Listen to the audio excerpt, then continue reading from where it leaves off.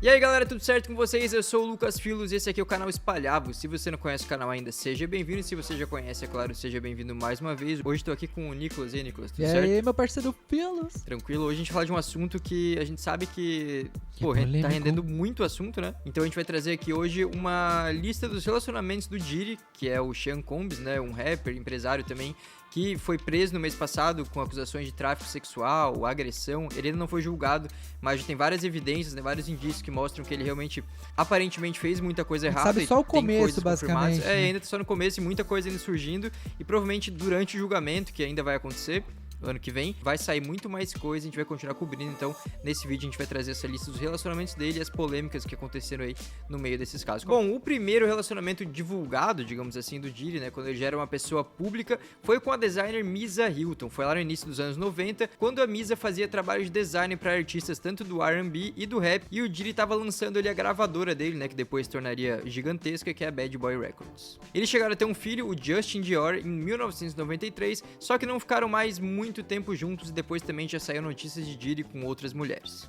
Aí depois de muito tempo, depois do Diddy já ter se relacionado com outras pessoas, ter tido outros filhos também, então a vida seguiu pra ele e pra ela, veio a informação de que um tribunal ordenou ao Diddy a pagar a ela mais de $19 mil mensais em pensão alimentícia. Eles tiveram ali vários desentendimentos sobre isso, mas ao longo dos anos, assim, ainda demonstraram que a relação era boa, não teve muito problema aí. Ela inclusive chegou aí na festa de 50 anos do Diddy em 2019. Só que aí, em maio desse ano, quando vazou aquele vídeo do Diddy agredindo a Cassie, que é uma outra ex-namorada dele, que depois a gente vai falar sobre esse caso específico, ela, a Misa Hilton no caso, fez um post dizendo o seguinte: "Estou com o coração partido que Cassie tenha que reviver o horror de seu abuso, e meu coração está com ela. Eu sei exatamente como ela se sente, e através da minha empatia, isso desencadeou meu próprio trauma." Já vem desde a primeira relação dele. Então provavelmente ele já tinha, né, alguns atos ali, pelo menos tóxicos e tal, então ela já demonstra que isso existia desde o início. O próximo relacionamento que a gente vai destacar é o relacionamento dele com a Jennifer Lopez. Então, um relacionamento entre duas pessoas famosas, né? Na época, ela era uma atriz conhecida mundialmente. Ela, inclusive, bem mais famosa que ele, né? Que é um cara que tem muita importância no cenário do rap, da música nos Estados Unidos. Mas em termos de fama mesmo, ela é um nível diferente dele. E ela com o Diddy, então, eles tiveram uma relação entre 1999 e 2001. 2 aninhos, então? 2 anos aí, mas que rolou polêmica bem grande, inclusive. Bom, o relacionamento foi bem na época que ela tava querendo entrar no mundo da música também, né? Ela que já era grande na atuação, queria entrar pra esse ramo. E assim que ela conheceu o Diddy, ele inclusive que produziu o primeiro álbum dela. Foi um casal, então, que a gente falou que chamou muita atenção e tal. Eles sempre se destacavam nos eventos, eram muito comentados. Só que desde o início já tinha alguns indícios ali de que o Diddy tinha uma relação meio tóxica com ela em alguns pontos. Recentemente, Jenny Dill, que foi segurança do Diddy, que tava dando entrevistas aí falando sobre todo o caso, coisas que ele viu e tal, né, relatos dele, contou de um caso que o Diddy teria falado pra Jennifer subir pra outro andar enquanto ele recebia sexo oral de outra pessoa. E isso teria acontecido numa festa que a própria Jennifer teria organizado ali pra parabenizar o Diddy por algum projeto, então fica ainda mais bizarro, né? E além disso, tem outro ponto em relação a ela, que em entrevistas o Diddy já disse que gostava do que ele tinha ali com a Jennifer, só que ainda amava a Kim, que é a Kim Porter, no caso, que a gente vai falar ali, é uma pessoa que ele teve um relacionamento antes, mas depois teria algo ainda mais sério, então a gente vai deixar mais pra frente. E em dezembro de 1999 veio o caso que se tornou o mais famoso, a maior polêmica envolvendo o Diddy e a Jennifer Lopez, foi um tiroteio que eles se envolveram em Nova York. No meio desse tiroteio, então, uma mulher chamada Natanya Rubin acabou sendo atingida, ela levou um tiro entre os olhos, no nariz, então ela realmente ficou ali à beira de ficar... de pelo menos morrer, ficar cega, né, ou morrer. Então, imagina, entre o olho e o...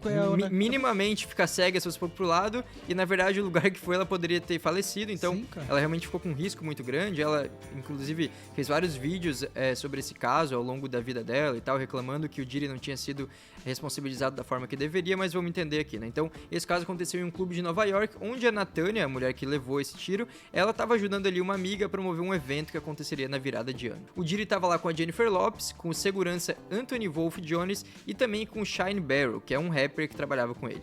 Em certo momento, o Diddy começou a discutir com um traficante e nesse ponto, a Natanya disse ter visto claramente o Diddy com a arma na mão. Então, ela acabou dando azar de estar ali meio que no meio, né, dessa confusão, e o tiro que não era pra pegar nela, ela não era o alvo, acabou pegando na testa dela. O Diri e as 3 pessoas que estavam com ele fugiram do local, então logo em seguida, só que a polícia alcançou eles, não demorou pra alcançar eles, então o carro também tinha uma pistola, o que deixou mais claro também, né, que eles tinham um certo envolvimento, e eles foram detidos, inclusive a Jennifer Lopez também foi detida. Bom, os 3 homens que estavam no carro foram acusados de porte de arma, e o Diri foi acusado também de tentativa de suborno, porque ele teria oferecido $50 mil ao motorista para assumir a culpa pela arma. Então, pro motorista falar que a arma era dele, não tinha nada a ver com os outros, né? A Jennifer Lopez foi liberada dentro de poucas horas, então ela não teve muita consequência por conta desse caso. Uma das testemunhas no julgamento deles foi o cirurgião que salvou a vida da Nathânia. Ele contou ao júri que a Nathânia estava gritando quando viu ele, né?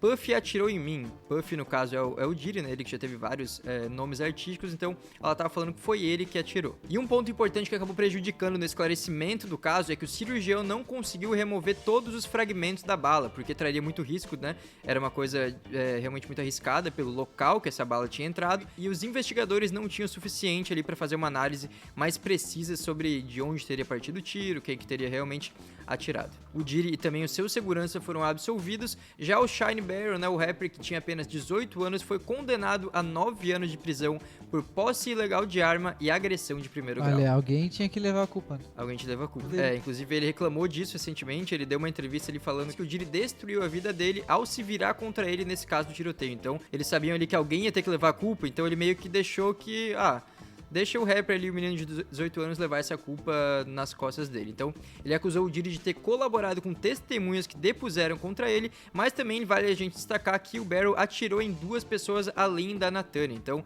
ele também teve ali, né, o ato que ele fez, e ele chegou a falar sobre isso abertamente num remix que ele participou. E só pra gente trazer mais uma informação sobre esse relacionamento do Diri com a Jennifer Lopez, que durou pouco, mas teve bastante coisa, como a gente percebeu, teve um momento realmente que é marcante, porque criou algo que a gente usa até os dias de hoje, todos os dias das nossas vidas. Isso porque em 2000, quando eles chegaram no Grammy, as atenções ali, né, claro, se voltaram pra eles, porque era um casal muito famoso, principalmente por conta de um vestido que a Jennifer estava usando, então as pessoas foram tudo pra internet, né, quem tinha acesso à internet naquela época, que ainda não era todo mundo que tinha, né, mas foram pra internet pra pesquisar, pra ver como era esse vestido, e realmente chamou a atenção, né. E esse momento levou à criação do Google Images, porque foi tanta pesquisa que a Alphabet, que é a dona do Google, né, percebeu ali que, tem uma demanda por pesquisa de foto, então decidiu criar essa parte voltada só para imagem.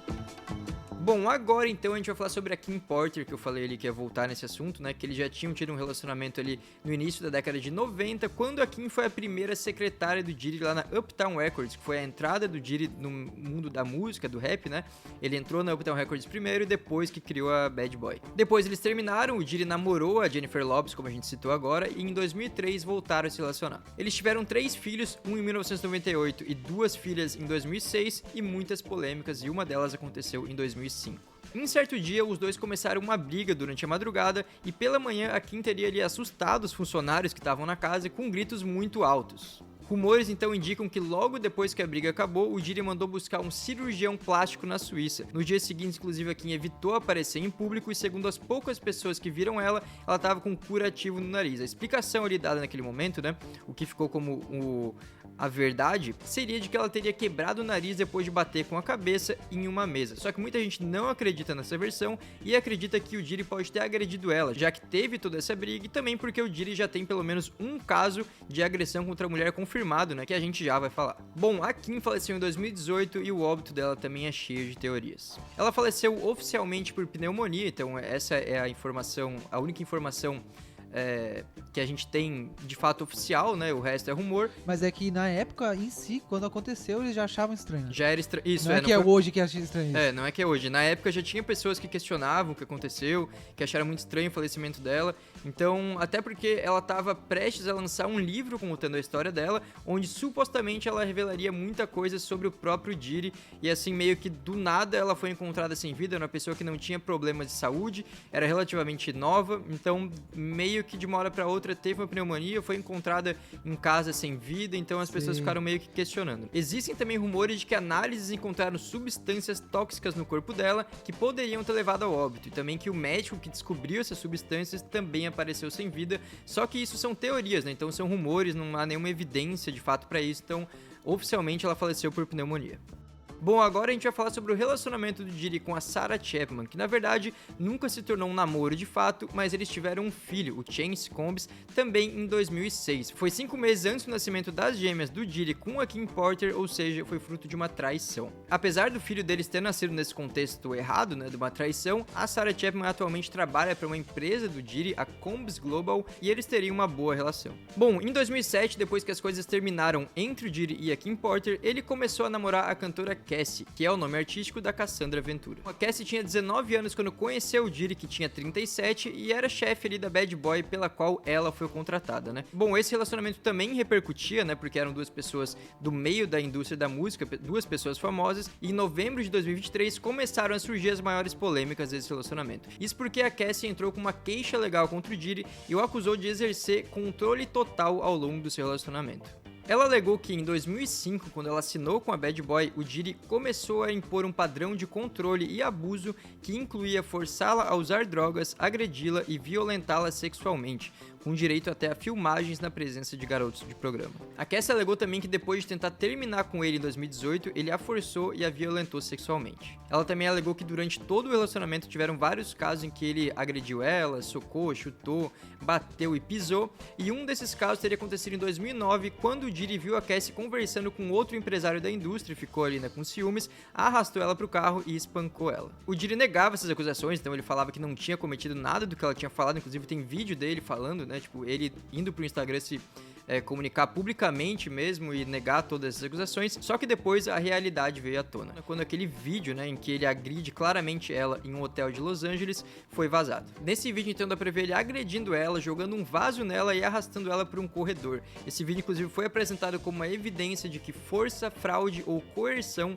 eram frequentes nos encontros sexuais do Diddy. A própria Cassie disse que nesse dia ele tinha forçado ela a transar com prostitutos enquanto ele assistia. Então, quando ele dormiu, ela tentou ir embora, só que ele acordou quando ela estava saindo e foi atrás dela, então nesse momento que teria sido essa gravação. A acusação também diz que o Diddy e seus funcionários tentaram encobrir provas da agressão, ele teria então subornado o hotel e 3 dias depois o vídeo das câmeras teria misteriosamente desaparecido. A Cassie também diz ter sido a vítima número 1 dos freak-offs do Diddy, então daquelas after parties que a gente falou, né, daquelas festas mais pesadas que ele fazia, e ela disse que ele organizava esses eventos em hotéis de luxo, mandando ela derramar óleo sobre si mesma e dizendo onde ela deveria tocar os prostitutos enquanto ele filmava e se masturbava. Esse foi o vídeo de hoje, espero que você tenha gostado aqui da forma que a gente abordou, e se você gostou, é claro, deixe seu like aí que ajuda bastante a gente, comenta aqui também o que achou disso e se quer outros vídeos parecidos no canal, outros temas que você quer que a gente traga aqui no Espalhável. É isso aí, tamo junto, até a próxima. Tchau.